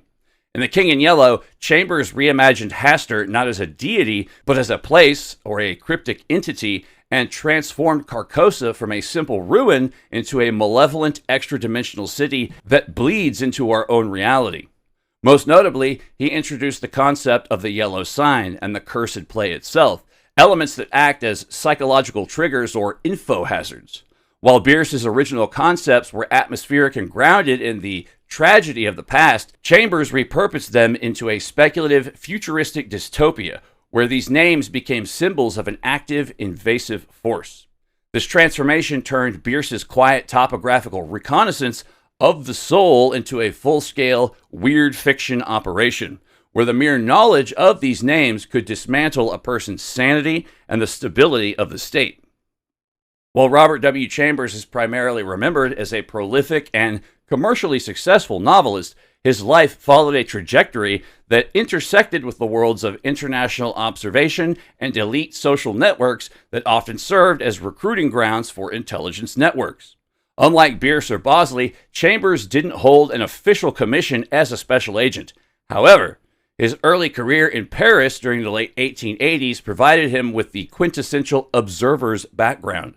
As an art student at the École des Beaux-Arts and the Académie Julian, probably butchered those, moving on, Chambers lived through the volatile period of the Boulangist movement and the lead up to the Franco-Russian alliance. His detailed topographical knowledge of European bohemian circles and political shifts allowed him to write with an insider's authority on military aesthetics and the inner workings of foreign social hierarchies, a skill set that mirrored the cultural intelligence used by state actors of the era. Chambers' esoteric ties were woven into his status as a member of the American social elite and his involvement in exclusive organizations like the Century Association and the National Institute of Arts and Letters. These institutions were the primary hubs for the quote-unquote old guard of New York, where high-level political discourse and occult-adjacent interests often mingled. His fascination with quote-unquote contagious ideas, exemplified by the cursed play The King in Yellow, parallels the early psychological operations, or psyops, theories regarding how subversive information can destabilize a population. Furthermore, his later fiction often delved into espionage and secret societies, such as in The Slayer of Souls, where he explored themes of ancient Chinese sorcery and subterranean conspiracies. This work suggests a deep preoccupation with the quote-unquote shadow history of the world, positioning Chambers not as a field operative, but as a civilian analyst of the hidden forces and institutional vulnerabilities that define the modern age. In the work of Robert W. Chambers, the yellow sign and its associated play function as a language-based trigger, a pre-memetics concept that predates modern neurolinguistic programming by decades. These are specific sequences of words or symbols designed to bypass the conscious mind and unlock a pre-programmed psychological state. This mirrors the intelligence concept of a cognitive vector, an information-carrying unit that infects the host's perception, fundamentally altering their behavior or loyalty without their awareness. In Chambers' fiction, this memetic infection leads to madness. In the world of psychological operations, it leads to either compliance or mobilization.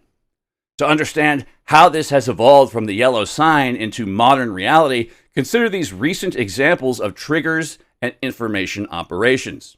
While the Manchurian Candidate popularized the idea of the trigger phrase, real-world history provides darker parallels. First, you have the LSD trigger experiments of MKUltra. Declassified CIA documents from the MKUltra program, specifically Subproject 54, explored, quote, perfected isolation, unquote, and the use of audio-visual triggers to induce hypnotic states. The goal was to create a terminal response in a subject, essentially a real-life yellow sign that, once heard, would activate a specific behavior. Then you have Om Shinrikyo's Vajrayana programming. This Japanese cult, responsible for the 1995 subway sarin gas attack, used quote-unquote initiation tapes. These were high-frequency, repetitive language loops designed to break down the barrier between the self and the leader's will, a documented instance of linguistic rewiring used for domestic terrorism. Then you have information operations, or I.O., and the aforementioned cognitive vectors. Modern I.O. focuses on atmospherics, changing the way a population feels about their environment through seeded information. Examples include Operation Earnest Voice. This is a confirmed U.S. Central Command, or CENTCOM, program that uses quote-unquote sock puppet software to create fake online personas. Sock puppets! These personas introduce cognitive vectors into foreign social media conversations to steer public opinion. It's the digital equivalent of Chambers' repairer of reputations working behind the scenes to install a new king. Then you have The Ghost of Kiev, 2022, a classic wartime I.O. This narrative of a lone heroic pilot was a hope vector. Even though it was later revealed to be a largely mythical composite, the information had already infected the global psyche, successfully boosting morale and securing international support before the truth could catch up. When intelligence-level techniques are applied to the public, they often manifest as contagion, such as the predictive programming of The Event, quote-unquote, The Event, title of an episode, 2001 pilot episode of The Lone Gunman, a spin-off of The X-Files, which depicted a plane being flown into the World Trade Center just months before the events of 9/11. Whether it was a coincidence or perhaps intended as soft disclosure, the episode acts as a cognitive vector, preceding the public consciousness with an image to mitigate the shock or direct the subsequent narrative of the actual event. Then you've got the Pepsi Challenge neuromarketing. In a famous 2004 study, researchers used fMRI, or functional magnetic resonance imaging to watch the brains of people drinking Coke and Pepsi. This Coke tastes like Pepsi. When subjects knew they were drinking Coke, their memory and self-image centers lit up, overriding their actual taste buds. This is a brand-based vector. The information, aka the logo, has infected the brain to the point that it can override physical sensory input. The yellow sign was the 19th century's way of describing a viral idea. Today, we simply call it the narrative. While Robert W. Chambers' fictional play The King in Yellow is a creation of pure cosmic horror, its concept of a book that morally corrupts or drives readers to insanity was deeply rooted in the decadent movement of the late 19th century. During his time as an art student in Paris, Chambers was immersed in a literary culture fascinated by quote-unquote poisonous French novels that challenged Victorian morality. A primary real-world influence is believed to be J.K. Heisman's 1884 novel A Rebours, or Against Nature, which was famously described in Oscar Wilde's The Picture of Dorian Gray as, quote, a yellow-backed French novel, unquote, that corrupted the protagonist's soul. This association with the color yellow, linked to the scandalous Yellow Book periodical and the cheap yellow covers of controversial French fiction, symbolized decay, artifice, and a, quote, shameful, unquote, departure from nature. Given the particular point in history, I also wouldn't be surprised if the idea of the quote-unquote yellow peril, an ongoing literary and media trope that somewhat, unfortunately, persists to this day, was essentially the idea that China was going to enact some rather justified retribution towards England in retaliation for the events of the Opium Wars. Probably also had, at the very least, some subconscious hand to play in the fearful associations with this particular color during the era as well. It's likely the sole reason that many Asian people were, and to some degree still are, often characterized as being quote-unquote inscrutable, a word meaning impossible to understand or interpret, a view that seems to persist to this day, specifically with regards to China. Beyond the cultural panic over decadent literature, Chambers drew specific literary elements from contemporary peers to build his mythology. Ambrose Bierce being the obvious aforementioned standout. Chambers borrowed the names Carcosa, Holly, and Hastur from Bierce's short stories, such as An Inhabitant of Carcosa, 1886. Then there's Marcel Schwab, S-C-H-W-O-B. His 1892 story, The King in the Golden Mask, is often cited as a direct inspiration for the king's masked appearance in the catastrophic confrontations at decadent courts. Then there's Guy de Maupassant. Scholars suggest that the repairer of reputations may have been influenced by Maupassant's L'Endormeuse, which features early prototypes of specialized suicide chambers. I'd probably also include Edgar Allan Poe's The Mask of Red Death, as not only are there numerous thematic allusions, whether they be intentional or not, but Poe was, at the time, considered to be one of the world's most prominent horror authors. Poe is yet another horror writer with an intensely intriguing relationship to intrigues potentially involving quote-unquote encoded fictions with regards to real-world secret societies and possibly even ritual murders. Together, these influences transformed a contemporary fear that immoral art could literally unhinge a person's mind into a foundational trope of weird fiction. It's fascinating how reality often mirrors the quote-unquote lethal fiction found in Chambers' work. There's a long history of books, songs, and even films that have been blamed for triggering waves of despair or social contagion. Probably one of the earliest, most well-known examples would be The Sorrows of Young Werther, which remains the most famous historical example of art allegedly causing a widespread epidemic of tragedy. Here's a quick list of just a few real-world works that gained a reputation for inducing madness, despair, or violence, organized chronologically.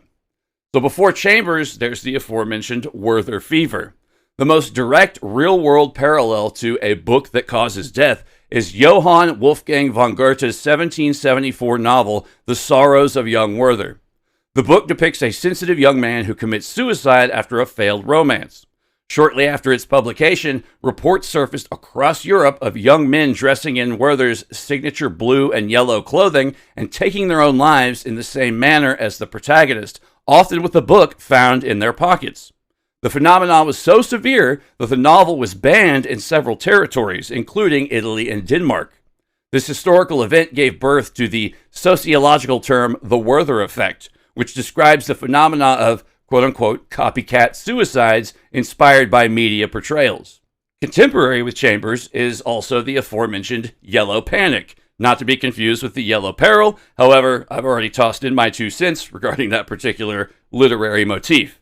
But during the late 19th century, specifically the 1890s, there was a pervasive social fear regarding yellow book literature, or decadent French novels. These weren't a single title, but a genre of fiction that was believed to cause moral insanity. Critics of the time argued that reading works by authors like Oscar Wilde or Charles Baudelaire would lead to nervous exhaustion, sexual deviancy, and the collapse of the reader's willpower. This era created a cultural climate wherein the idea of a book physically or mentally altering its reader was a mainstream anxiety, providing the perfect foundation for Chambers to write The King in Yellow. After Chambers, you've got the Gloomy Sunday Curse.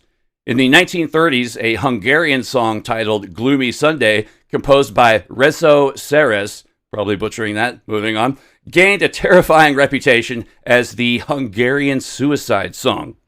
Legends claim that the song was linked to hundreds of suicides in Hungary and the United States, with reports of people holding the sheet music or playing the record as they died. The song's lyrics were so despondent that it was famously banned by the BBC for decades, as the network feared it would damage wartime morale. While modern historians suggest the number of deaths was exaggerated, the song remains the closest musical equivalent to a lethal work of art. And then finally, here in the modern era, you've got the aforementioned Catcher in the Rye, not to mention various moral hysterias surrounding RPGs and them goddamn video games all the kids seem to be into these days. In the 20th century, the reputation for causing violence shifted from romantic despair to psychopathic behavior. J.D. Salinger's The Catcher in the Rye, published 1951, famously became associated with madness after it was found in the possession of several high-profile assassins, most notably Mark David Chapman, who was carrying the book when he murdered John Lennon. In the 1980s and 90s, this quote-unquote corrupting influence narrative shifted towards Dungeons and Dragons, and later, violent video games, which moral panics claimed could induce a state of psychotic break or moral detachment in youth, much like the characters in Chambers' stories who lose touch with reality after seeing the yellow sign. Hello, future me. Quick interjection. I'd also like to add the moral hysteria worked up by one Dr. Frederick Wertham concerning comic books. In fact, there's an awesome comic book adaptation about this moral hysteria called Dr. Worthless, written by Eric Powell, author, artist, and creator of the comic book The Goon, not to be associated with gooning. The concern revolving around video game-based derangement was in fact so prominent that it would eventually lead to the creation of an urban legend surrounding an entirely fictional video game called Polybius, named after an ancient Greek historian, which may in itself hold some potentially strange associations. There's even numerous modern creepypastas surrounding various video games today as well. It's probably also worth mentioning that so-called Beatlemania was, up until that point in history, considered to be a rather novel, and for some, quite disturbing phenomena. Aside from the intense psychological and behavioral reactions exhibited by many young people around the world in response to the Beatles, their music could more or less arguably be held responsible for the Manson family's Helter Skelter fear campaign. That is, if you want to be all Lyndon LaRouche about it. Which culminated with the Tate LaBianca murders, as well as also providing quite a bit of negative influence upon the already unstable mind of Mark David Chapman and his decision to murder John Lennon, possibly working in conjunction with The Catcher in the Rye as an alchemical cocktail of malevolent influence, perhaps. Either way, thanks a lot, Beatles. You really shit the bed on that one. Whether this sort of influence is due to the content and structure of their works or the possible inclusion of subliminal messages, I don't think it's too far out of line to say that many people who attribute their deranged, violent actions to various works of art, music, literature, etc. were likely already planning on committing their various nefarious deeds. And it just so happens that these specific works simply provided their misguided minds with that extra little nudge of justification that they required to finally push them into committing whatever heinous acts they had bubbling up in their subconscious to begin with. For you see, people are largely dog shit. Anyways, moving on. During World War I, Robert W. Chambers transitioned from crafting cosmic horror to serving as a key operative for the Committee on Public Information, aka the Creel Committee, America's first formal state propaganda agency. In this role, he utilized his narrative mastery to pivot from the yellow signs, fictional madness, to the real-world management of the national psyche, authoring pro-interventionist works that glorified state surveillance and social engineering.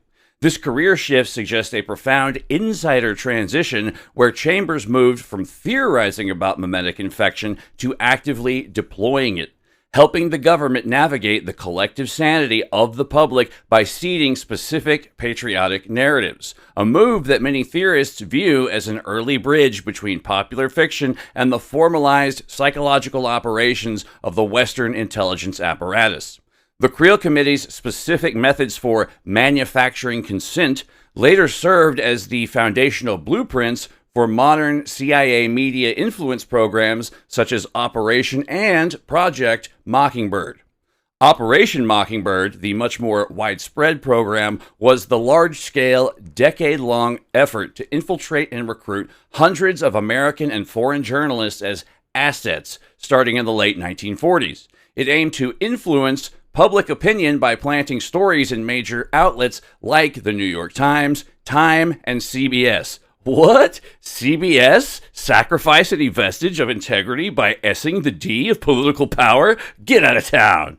Interestingly, the name Operation Mockingbird was never an official CIA cryptonym. It was a label popularized by author Deborah Davis in her 1979 book, Catherine the Great, Catherine with a K. Project Mockingbird was a more singularly focused, targeted wiretap. This was a specific confirmed CIA operation authorized by President Kennedy in 1963. Unlike the broader propaganda program, this was a targeted counterintelligence effort to plug leaks. The CIA illegally wiretapped the home and office phones of two Washington columnists, Robert S. Allen and Paul Scott, for 3 months to identify their government sources. I believe they worked for the New York Times, but I may have that wrong. Don't quote me on that exactly. Hi, future me interjecting again real quick. So, according to the internets, according to the CIA's declassified Family Jewels documents, Project Mockingbird was a specific 1963 wiretapping operation focused on identifying the sources of government leaks. The operation focused specifically on two Washington-based journalists, the aforementioned Robert S. Allen and Paul Scott, who were suspected of using classified information in their reporting.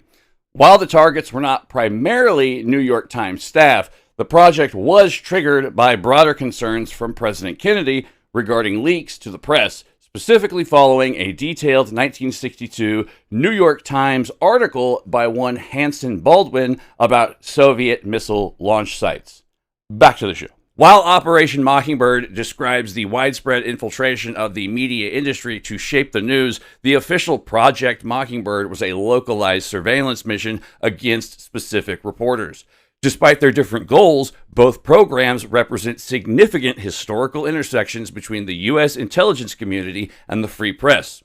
Beyond Operation Mockingbird, the CIA has utilized a diverse array of programs to shape global and domestic narratives, ranging from highbrow intellectual journals to blockbuster cinema. One of the most not blockbuster video though. One of the most significant was the Congress for Cultural Freedom, or CCF, a massive cultural Cold War operation that secretly funded dozens of literary magazines, art exhibitions, and international conferences to promote Western liberal values among the global intelligentsia. By the mid-1960s, it was revealed that the CCF was active in 35 countries, subsidizing influential publications like Encounter and Preuves, I might have that butchered, moving on, to undermine the potential appeal of Soviet ideology. Similarly, the agency established and covertly funded Radio Free Europe and Radio Liberty as quote-unquote surrogate broadcasters to penetrate the Iron Curtain with pro-Western news, a mission often supported domestically by the Crusade for Freedom campaign to bolster American public support for Cold War policies. In more recent decades, the CIA's influence has shifted towards popular culture through its entertainment industry liaison program. Since the mid-1990s, this office has collaborated on over 2,500 films and television projects, including Argo, Zero Dark 30, and Alias, by offering technical expertise and location access in exchange for script adjustments that portray the agency's activities in a favorable light. Beyond these institutionalized programs, the CIA has frequently conducted targeted black propaganda operations during foreign conflicts, such as fabricating news of weapons shipments to justify military escalations or planting stories to incite political unrest, as seen in the 1953 Iranian coup. Hold on one second while I stop and take a breath and just try my damnedest not to bring up the film Wag the Dog, in which the president is essentially responsible for manufacturing an international conflict, or at least the carefully constructed media representation of one, in order to distract from his sexual misconduct.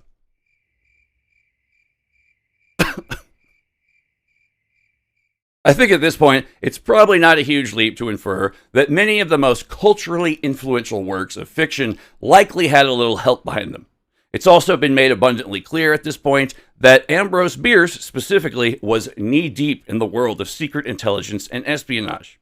Bosley explores whether Bierce was the author of a classic 20th century novel credited to an enigmatic author who today remains a mystery. That book is The Treasure of the Sierra Madre, and its author is a mysterious individual known only by the pseudonym of B. Travern. The implication is that Bierce may have been writing coded truths into fiction, or that he was so deep inside this hidden world of esoteric knowledge that he was headed towards a real-world equivalent of Carcosa, a place where the secrets of the Empire of the Wheel were centered, a place that would have likely driven a lesser man mad. It's the idea that the King in Yellow isn't just a symbol in a story, but a real-world power or entity, and Bierce was possibly on a collision course with it. Perhaps the most compelling piece of evidence in Bosley's theory is a very specific, very strange event that occurred just 2 years after Bierce disappeared. Bosley asks, what did Bierce know about the strange events that happened in San Bernardino just 2 years after he disappeared? In 1915, the city of San Bernardino, California, was gripped by a series of bizarre phenomena, including sightings of phantom airships and other inexplicable occurrences, i.e., the string of possible ritualistic murders which I referred to earlier. The mystery surrounding the treasure of the Sierra Madre is twofold, involving both the dark psychological descent of its characters and the real-world enigma of its creator. At its heart, the novel is a cynical study of how the golden curse dissolves human morality. The story follows two destitute Americans, Dobbs and Curtin, who venture into the Mexican wilderness with an experienced prospector named Howard. While they successfully strike gold, the wealth triggers a lethal transformation in Dobbs. His initial camaraderie curdles into a murderous paranoia that ultimately leads to betrayal and his own destruction. The quote-unquote treasure is ultimately reclaimed by the wind, a final ironic commentary on the futility of human greed. A lost golden treasure. I feel like I mentioned this way earlier in the episode. Probably nothing. Probably no significant connection there. While the book's plot is a masterpiece of adventure, the identity of its author, B. Travern, is one of literature's greatest puzzles. For decades, Travern communicated only by mail, used multiple aliases such as Hal Croves and Travern Torsvan, and refused to be photographed or interviewed. He once famously stated, quote, "If the man who wrote the book cannot be found in the writing itself, then either the man is worth nothing or the book is worth nothing," unquote. This intense secrecy birthed a variety of theories, with some believing he was a German anarchist fleeing execution, a member of the Mexican government, or even a collective of writers.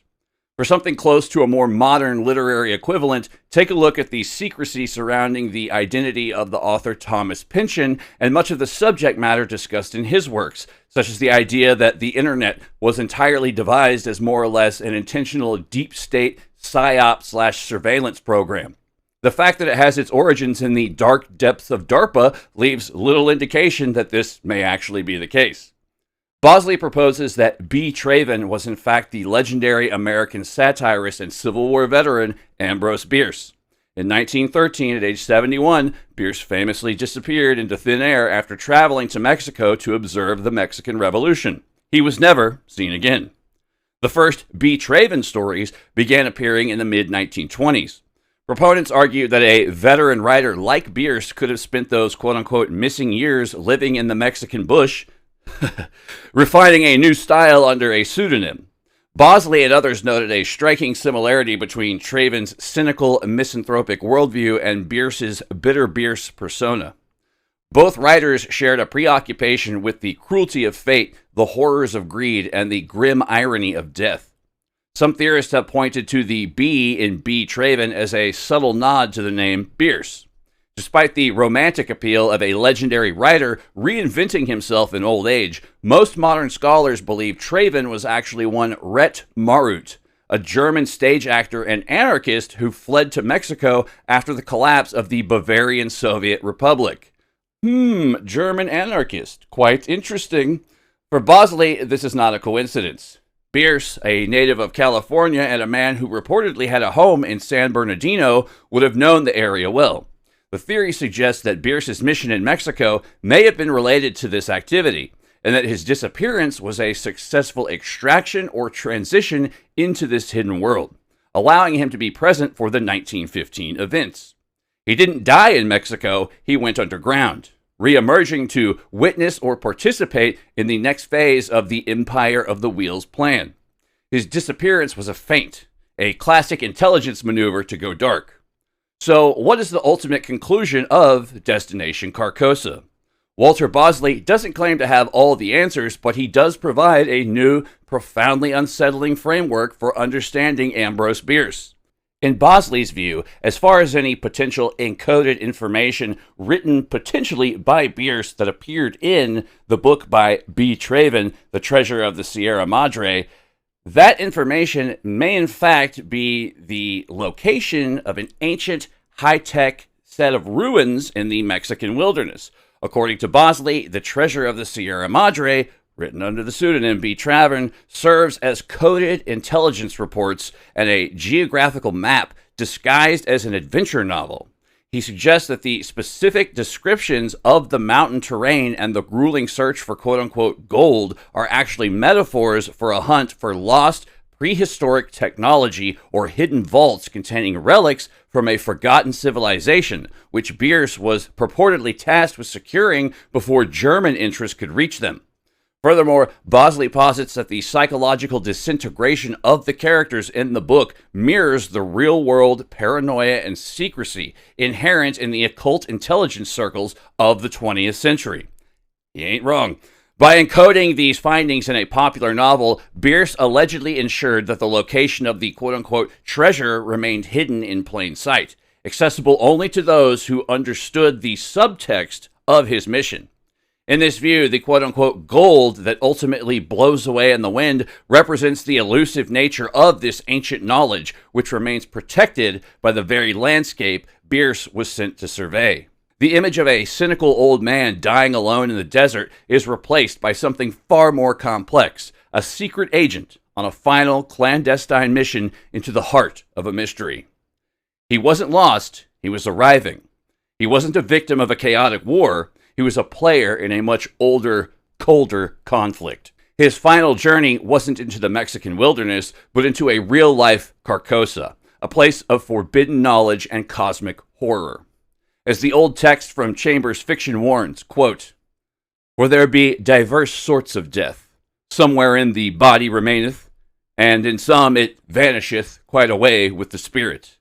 None seeing the end, we say the man is lost or gone on a long journey, which indeed he hath, but," unquote. In the world of Walter Bosley, Ambrose Bierce's long journey didn't end in 1913. It had just begun. That's going to do it for this episode. I've got a 1.5 coming out to this that kind of explores a tangential alternative idea behind Bierce's disappearance that should be coming out not too far on the heels of this episode. But as far as Bosley's theory, this is going to be it. I highly, strongly recommend anyone who has any further interest in this topic, especially the mystery airships, secret government expeditions into and research into the breakaway civilization, go get some of Walter Bosley's books. Check them out. They're criminally underrated. I'm surprised more people aren't talking about them. They're fucking awesome. Go check them out.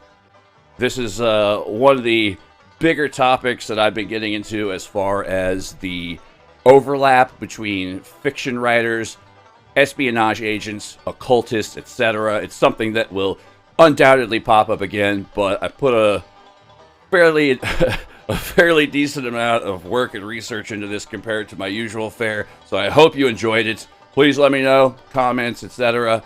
Share, like, etc., so forth. If y'all like this episode, I've got kind of a spiritual sequel planned, in a manner of speaking, that is going to examine the effects of fiction on reality when it comes to the exertion of control and influence over people's minds and how it manifests in reality. I've already got my copy of Fourth Wall Phantoms by Joshua Cutchin. I just need to find a copy of the book Embodied Imaginations, and I am on a roll with that one. Yeah, that's going to do it for this episode. This has been Kooks, Cranks, and Iconoclasts, the podcast. I am your host, Mike Lucht. Be sure to keep an eye out for the companion piece to this coming soon, which is basically going to look into ideas of time slips, teleportation, and just a lot of shit that might jibe with things like missing 411, etc. Mysterious disappearances that just happen up and out of nowhere. And I will see you on the next one in the outer limits of the Twilight Zone. Peace.